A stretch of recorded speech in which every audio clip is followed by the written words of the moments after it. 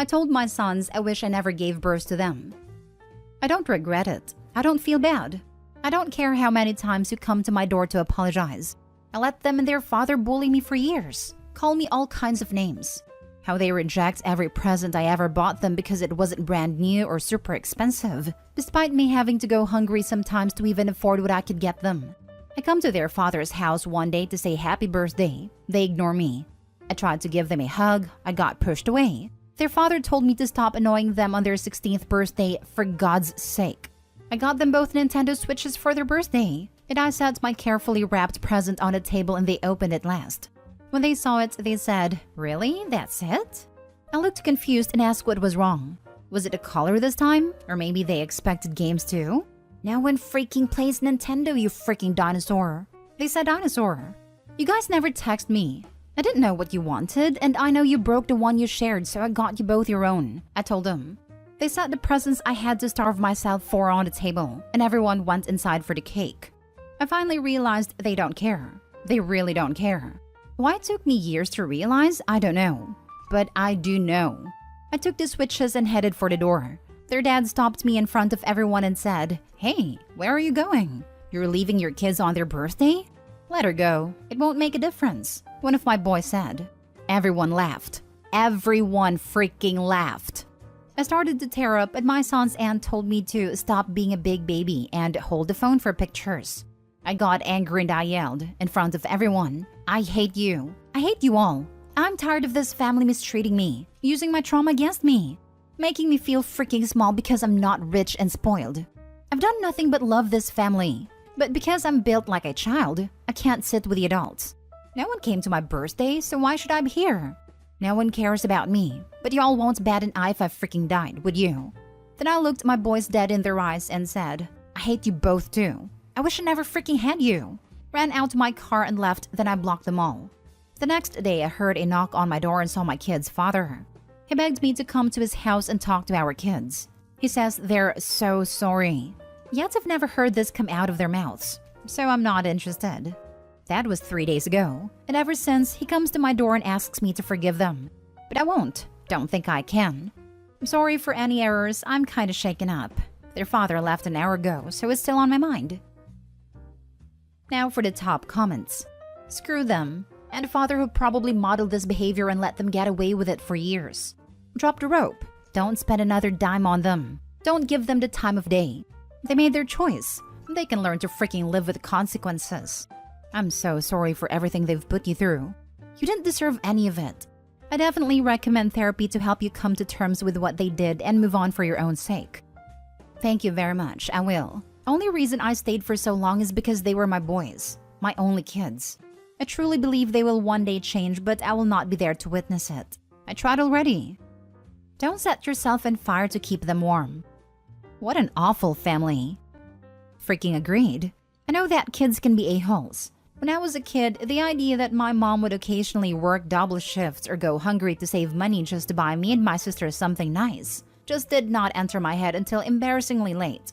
Man, did I feel embarrassed in my early 20s, when it finally fully sunk in just how much my parents sacrificed for me and my sister. So OP, if it helps, unless they are complete psychopaths, just remember that they will recall their attitude and cringe when they're older. Cringe hard. In my case, I called my mom and told her everything I appreciated about her and apologized for being an a-hole in my teens. That being said, it's a small comfort right now. Just remember that there are people on this very website who would kill to have a mother like you. It's BS that this ever even happened without another family member stepping in to teach them how to behave appropriately. Ungrateful little turds I can forgive, but husband and other relatives who couldn't say even, "Your mom worked very hard for this. What did you buy her?" is something else. Edit. Also, if this has been going on for years as you said, your rant is completely deserved and on point. I cannot believe that their dad watched this for years and ignored it. If we were in that other sub, I'd say everyone sucks here except OP. Your kids are brats, and I don't know if they did not grow up with you, but they don't know what respect is because no one teach them or educate them. So if they don't love you because you don't give them expensive gifts, then they don't deserve your love. Sorry. And the one should be at your door is them, not their father. Don't contact them until they apologize and really mean it. Thank you. No, they didn't grow up with me. Me and their father agreed they will live with him when they were born because I didn't have the money to take care of them. Me and their father broke up because he hit me, and I had enough sense to leave. I was already pregnant too. He was either mad at me for leaving him or he told them something. I don't know, but they never really liked me, but only recently started acting like bullies when they were 13 to 14. Now for the comment from the aunt. Do not believe her BS. I am the sister of the father in the post and all of this is a lie and this is not how this went down. Mia, stop lying on my family. You know this is not true, hence why you deleted your account. I'm trying to upload my side but the sub is not letting me. But please believe me, she's lying. How do we know you're not lying? Give us what you think is the truth. Well, for one, my brother never hit her. He held her down because she was losing her mind in my house. She's very mentally unstable. It's also why we told her we were gonna fight for custody for the boys, but she didn't want to fight. So we agreed she would visit. So did the kids complain about the gift? No, they were very happy. They said thank you and moved on. She was upset she wasn't the center of attention for longer and they didn't kiss her boots or something and freaked out. Now for the post from the daughter that was never mentioned in the original post about what truly transpired titled, I hate my mom and how she convinced thousands of people that she's the victim. I, 23, female, am no longer in contact with my mom, Jane, because of years of mistreatment, manipulation, fear-mongering, and hatred. I was conceived through a one-night stand. Jane couldn't get in contact with the guy and so carried and raised me as a single mother until she met someone. And God did she let me know about it. She made sure to tell me how unwanted, unlovable, and disgusting I was. She admitted to neglecting me as an infant and toddler, and how she would essentially have screaming matches with me. When I was 5, she met William and they fell in love. They got married within a year, and William adopted me after his twin sons, John and Oscar, 16 male, were born. I was 7. Their relationship moved very fast and I believe it caused a lot of turmoil. I truly believe the pregnancy was to trap William, but that is speculation and opening a whole can of worms. During the pregnancy, Jane would have tantrums about having twins. How she only wanted one and how she'd only love the first one that came out. This was a new side to her that William hadn't seen before and he shut it down quickly. Well, she kept her promise and only gave attention to Oscar. John was completely neglected by her other than to feed. She had intense postpartum depression and that's not her fault. But what is how she handled it. She refused to get help and claimed PPD/postpartum psychosis is for insane and bad mothers. At some point when the boys were a year or so old, she was admitted into hospital for having intense thoughts about hurting herself or others. She was diagnosed with depression, anxiety, and PPP. She spent 5 months in a hospital/a mental health facility. For those 5 months she was gone, I have never felt so much love from another person in my life. Bearing in mind, I was just 8, and all I had known was yelling and emotional abuse. When she got out, both sides of the family had a big sit-down and told her their expectations. It was all doable. Go to therapy, take her meds, and they made her a list of emergency contacts who she could call if she was feeling it all a bit too much. She had a support system in place, but she didn't use it. We moved out when William got home and found me at age 11 trying to cook dinner for my brothers. Except Jane had turned the gas and electric off as punishment. Jane had locked herself in the bathroom and wouldn't come out because John was upset. Remember, she hates John. She had also thrown a ton of stuff around in a fit of rage because I said she probably shouldn't take Oscar to the shop if she can't walk straight. William packed our stuff up and we left for his mother's. Jane was not happy about that. When he found out she had thrown objects around and at me, he was furious. He filed for divorce the following Monday. The court gave him full custody with mandated visitations from Jane. I remember crying myself to sleep when I found that out. We moved out of Grandma's house and into a nice flat where we seemed to get our life together. Other than the visitation, we were good. Until William got a new job and we had to move across the city. This set Jane off, who up until this point had been on mostly good behavior. We moved closer to William's sister and her family. They all knew about Jane, and was on a contact list. But we all tried to move forward. Things were good for a couple of years, but then I turned 16. The day after my 16th, I got a text from Jane telling me that she's moving out and that I need to pack up my stuff from my old room. I went, stupidly, and began putting things into piles. Jane just stood in the doorway and eventually began bawling her eyes out. She began apologizing for everything she had done, and how she feels like a failure. This is when she told me about the emotional and verbal maltreatment she inflicted on me as an infant/toddler, and how she blames herself for my numerous mental health issues. This was all leading up to her asking if I could ever forgive her. I said no. I said that she may feel guilty, but she's stuck in this cycle where she has harmed the boys as well. She lost her freaking mind and kicked me out. It got a little physical between us, and she ended up screaming that I'm no longer her daughter, and how she's disowning me. When I got home, I told William everything.